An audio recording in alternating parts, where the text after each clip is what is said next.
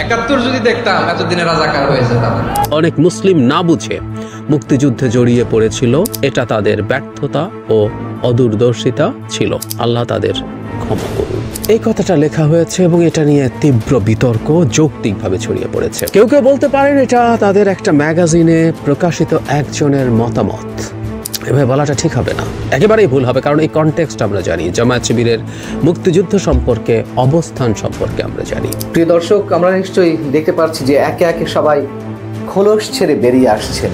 জামায়াত ইসলামীর ছাত্র সংগঠন ইসলামী ছাত্র শিবির তাদের যে নিয়মিত প্রকাশনা ছাত্র সংবাদ, সেটির একটি বিশেষ সংখ্যা ডিসেম্বর থেকে জুলাই বিপ্লব বিজয়ের রক্তাক্ত অধ্যায়, এই সংখ্যাটিতে একজনের একটি লেখা প্রকাশ করা হয়েছে, আহমেদ আফগানি।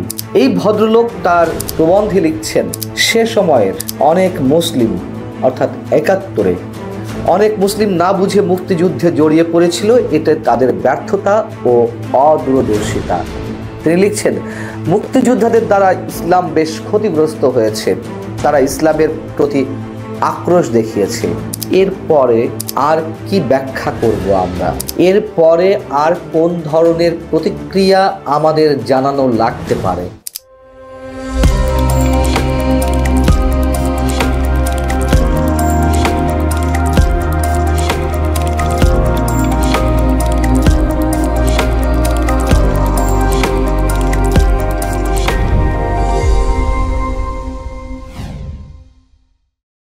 আসসালামু আলাইকুম বন্ধুরা, কেমন আছেন? আমি এনাম আবারও হাজির হয়েছি আপনাদের মাঝখানে। রাজাকারের একটা পর্ব ছিল। আমরা জানি যে 5ই আগস্টের পরে আমরা এখন রাজাকার আসলে একটু সেন্সিটিভ একটা ওয়ার্ড আর কি, মানে কে রাজাকার এবং কে রাজাকার না, এটা কিন্তু একটা $1 মিলিয়ন কোশ্চেন আর কি। এবং আমরা দেখছি যে 36 দিনে যে ছাত্র আন্দোলন যেটা হয়েছিল আর কি, ছাত্র জনতার আন্দোলন, এবং প্রথম দিকে ওই যে কোটা আন্দোলন আর কি, তো সেখানে স্বৈরাচার শেখ হাসিনা রাজাকারের নাতিপুতি বলে এটা একেবারে এমনভাবে ওয়ার্ডটাকে মানে একটা ব্র্যান্ডিং করা হয়েছিল যে মানুষ ঝাঁপিয়ে পড়েছিল। এবং 2024-এর রাজাকার মানে হচ্ছে যে মুক্তিযোদ্ধা, ব্যাপারটা এরকম আর কি। কিন্তু 71-এর পটভূমি কি তাই ছিল? মানে আমরা জানি যে ইতিহাসের পাতায় রাজাকার মানে একটা কি বলে প্রচন্ড দূষিত একটা শব্দ আর কি। মানে এখানে বাংলাদেশি যারা আছে আর কি, তাদের সাথে রাজাকার মানে হচ্ছে যে একদম এক্সট্রিম লেভেলের শত্রু। আমরা বর্তমানে 2024-এ ভারতকে আমরা শত্রু যেভাবে চিহ্নিত করছি, ঠিক সেম আর কি ছিল 71-এর হানাদার বাহিনী। মানে হানাদার তো আসলে মানে একটা ওয়ার্ড যেটা নাকি পাকিস্তানিরা ছিল আর কি। তো পাকিস্তানিদের সাথে আসলে ভারতের কোনো পার্থক্য নাই। 71-এর সাথে যদি আমি 2024-এর তুলনা করি, তাহলে পাকিস্তান এবং ভারত সেম। তাহলে এখন আমরা যেটা দেখলাম যে 5ই আগস্টে যে স্বাধীনতা, দ্বিতীয় স্বাধীনতা, এইটার পরে যেন আবার মনে হচ্ছে যে ভারতের গ্রিফ থেকে বের হয়ে আমরা আবার পাকিস্তানের মধ্যে চলে গেছি আর কি। তো গতকালকে থেকে আমরা একটা দেখতেছিলাম যে সোশ্যাল মিডিয়াতে একটা মানে অন্যরকম একটা ঝড় বয়ে যাচ্ছে যে ছাত্র শিবির মুক্তিযুদ্ধকে কটাক্ষ করে কথা বলেছে আর কি। তো তাদের একটা মান্থলি পাবলিকেশন আছে ছাত্র সংবাদ, সেখানে বলা হয় যে মুসলিমরা না বুঝে মুক্তিযুদ্ধে জড়িয়েছিল। তো এইটা নিয়ে মানে একেবারে হুলস্থুল একটা কাণ্ড। তো এইখানে সোশ্যাল মিডিয়াতে একেবারে প্রচন্ড রকমের বিতর্কের একটা ঢেউ আমরা দেখছি, এবং ছাত্র শিবিরের পক্ষ থেকে এটাকে লেখকের দায় বলা হয় আর কি। হ্যাঁ, তো লেখকের দায়ে বললেও আমরা কম দেখি, কারণ এটা ছাত্র শিবিরের পাবলিকেশনে তাইলে আসলো কি করে? মানে এই ধরনের মানে খুব সেন্সিটিভ ইস্যু তো আসা উচিত না। আসলে সেন্সিটিভ না, এটাকে একটু ক্লিয়ার করা উচিত যে মুক্তিযুদ্ধ এবং রাজাকারের যে সম্পর্কটা, এবং 71 এবং 2024-এর যে দুটা চিত্র, এইটাতে কার কি ভূমিকা ছিল, আমার মনে হয় যে যথেষ্ট আমরা ধৈর্য ধরেছি। আমরা মনে হয় যে এরকম একটা ক্লিয়ার একটা চিত্র দেখতে চাই। তো মুক্তিযুদ্ধ এবং রাজাকারের যে সম্পর্ক, সেটা একেবারে খুব ক্লিয়ারলি পরিষ্কার হওয়া যায় আর কি। এটা একেবারে বাংলাদেশের একটা কোর একটা যে জায়গা আছে, সেখান থেকে একেবারে সবাই আমজনতা আমরা যেন জানতে পারি। এটা ওই পাঠ্যপুস্তকে ঢোকানোর কিছু না, এখানে শিশুদের জানার কিছু না। এখানে বাংলাদেশে সব বয়সের মানুষকেই জানতে হবে যে রাজাকাররা কারা ছিল, মুক্তিযুদ্ধরা কারা ছিল, এবং তাদের তালিকা কোথায়। তো দেখেন, মাহফুজ আলম সাহেব আবার উনি মাস্টার মাইন্ড, উনি হচ্ছে যে একেবারে ভ্যানগার্ড দেখলাম যে খুব অ্যাক্টিভ হয়ে গেল এটার পরপরই। উনি পোস্ট দিয়েছেন ফেসবুক তার ইয়েতে পেজে, মুক্তিযুদ্ধের বিরুদ্ধে যারা যাবেন তারা সামনেও পরাজিত হতে বাধ্য, মাহফুজ আলম। তো এটা নিয়ে আমিও একটা পোস্ট দিয়েছিলাম আমার কমিউনিটি পেজে গতকালকে আর কি। তো এটা নিয়ে আসলে আমার বক্তব্য একটাই যে জামাতের যে কন্ট্রিবিউশন যেটা আছে, আমরা দেখছি যে তাদের বেশ অনেক একেবারে টপ লেভেল থেকে শুরু করে, মানে জামাতের টপ লেভেল বলে কিছুই নাই। তারা এই যে গণজাগরণ মঞ্চ একটা করা হয়েছিল, এবং আজকে খুব দুঃখের সাথে বলতে হয় যে পিনাকি ভট্টাচার্য দাদা, উনি জামাতের প্রচণ্ড অ্যাডভোকেসি করেন আর কি। জামাতকে বলা হয় যে, পিনাকিদা নিজেই বলেছেন যে জামাত হচ্ছে যে সৎ মানুষের তৈরির কারখানা। প্রশাসনে আমরা যেরকম চিত্র দেখি তাতে আসলে সৎ মানুষের একটা কারখানা থাকা এটা বাংলাদেশের জন্য খুব ইতিবাচক। কিন্তু গণজাগরণ মঞ্চে তাহলে পিনাকিদা কি করেছিলেন ওই সময়? উনি আন্দোলন দিয়েছিলেন, উনি আন্দোলনে যোগ করেছিলেন, উনি আন্দোলনকে পরিপুষ্ট করেছিলেন, এবং এই জামাতের শুধু না, বিএনপির সালাউদ্দিন কাদের চৌধুরী সাহেবকেও ওনারা ফাঁসিতে ঝুলিয়েছিলেন আর কি। তো তারা কারা ছিল?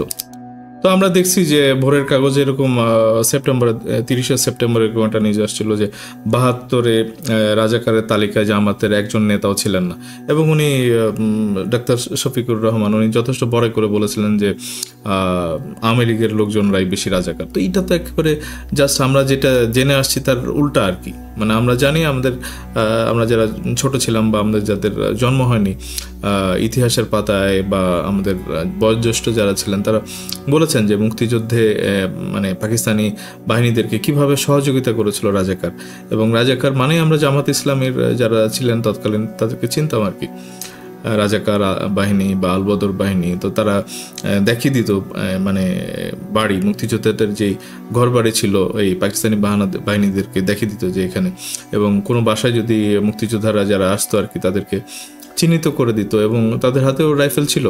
তারা পাহারা দিয়েছে মানে ব্রিজ কালভার্ট যেগুলা মুক্তিযোদ্ধারা উড়িয়ে দিচ্ছিল গ্রেনেড বা বোমা রেখে আর কি, সেই সব ব্রিজ কালভার্টরা বয়োজ্যেষ্ঠরা বলেছে যে তারা পাহারা দিত আর কি এই রাজাকার আলবদরেরা। এবং আমরা দেখছি যে 2 লক্ষ মা বোনের যে সম্ভ্রমহানি বা ইজ্জতের বিনিময়ে যে স্বাধীনতা, তো এখানে রাজাকারের তো যথেষ্ট ভূমিকা ছিল। এবং এই রাজাকাররা কারা?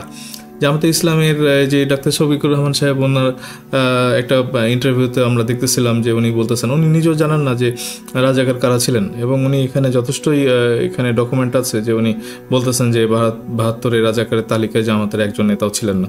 তো এটা খুব স্পষ্ট হওয়া উচিত। যদি সত্যি সত্যি যে আমাদের কোনো কেউ সম্পৃক্ত না থাকে রাজাকারের মধ্যে, তাহলে তো যারা গোলাম আজম থেকে শুরু করে নিজামী সাহেব এবং মীর কাসেম সাহেব যাদেরকে ফাঁসি দেওয়া হলো, তো এরা কারা? এদের জন্য তো তাহলে আবার নতুন করে আন্দোলন করা উচিত জামাত ইসলামে। তো 20 নভেম্বর 2024 এরকম সমকাল একটা নিউজ আপনাদের কে দেখাই আর কি। সেখানে বলা হচ্ছে যে 71-এ ভুল করে থাকলে জাতির কাছে ক্ষমা চাইবো, এবং খুব উনি বলতেছেন যে প্রুফ চাই।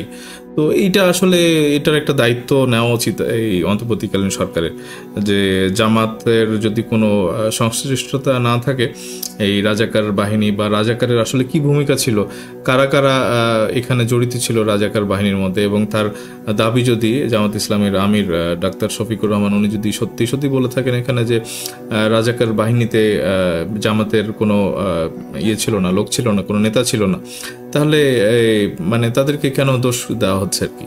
এটা জামাতের ইসলামেরও আসলে নিজেকে পরিচ্ছন্ন করার আসলে আমার মনে হয় যে একদম পারফেক্ট একটা টাইম। এবং অন্তর্বর্তীকালীন সরকারে যারা দায়িত্বে আছে, ডক্টর ইউনূসের সরকারের একটু উচিত যে এই বিষয়ে একটু একটা কমিশন করা, যে আসলে 71-এর রাজাকারের ভূমিকা কি ছিল এবং জামাতে ইসলামের কোনো সম্পৃক্ততা ছিল কিনা সেখানে। জামাতে ইসলামের কোনো সম্পৃক্ততা নাই, 71-এ যুদ্ধ অপরাধী হিসাবে তারা কোনো কাজ করেনি। তো আমার মনে হয় যে বাংলাদেশে জামাতে ইসলামের মতো কোনো বড় একটা দল থাকতেই পারে না। তাদের আসলে বরাবরই আমরা ইতিহাস না জেনে তাদেরকে ছোট করেছি, এবং তাদের আসলে বাংলাদেশের গণতান্ত্রিক যে নতুন একটা উত্তরণ সেখানে একেবারে টপ একটা রাজনৈতিক দল হিসাবে যথেষ্ট ভূমিকা পালন করার ব্যাপার আছে। শিবিরের যে বলা হচ্ছে যে ভুল করে অনেকে মানে মুক্তিযুদ্ধে অংশ নিয়েছিল। তো সেটার ব্যাপারেও শিবিরের তরফ থেকে আমরা একটু আরও ক্ল্যারিফিকেশন চাইবো যে এটা আসলে ভুল করে কেন কিভাবে মানুষ যুদ্ধে যায় আর কি।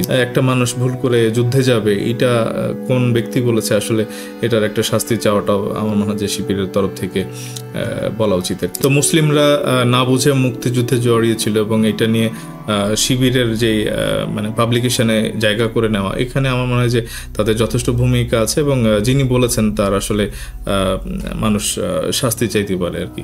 তো ভবিষ্যতে যেন শিবিরের কোনো পাবলিকেশনে এরকম বিতর্কিত যেন কিছু না আসে, এটা তারা দেখবে আমরা আশা করি আর কি।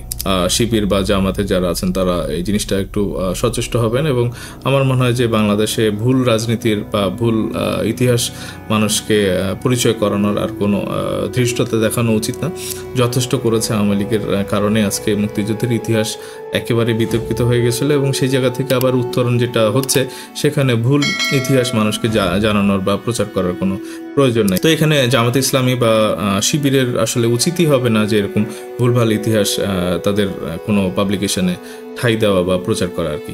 তো বন্ধুরা, এখনকার মতো এটুকুই, খুব তাড়াতাড়ি ফিরবো, সাথে থাকেন। ধন্যবাদ সবাইকে, আসসালামু আলাইকুম।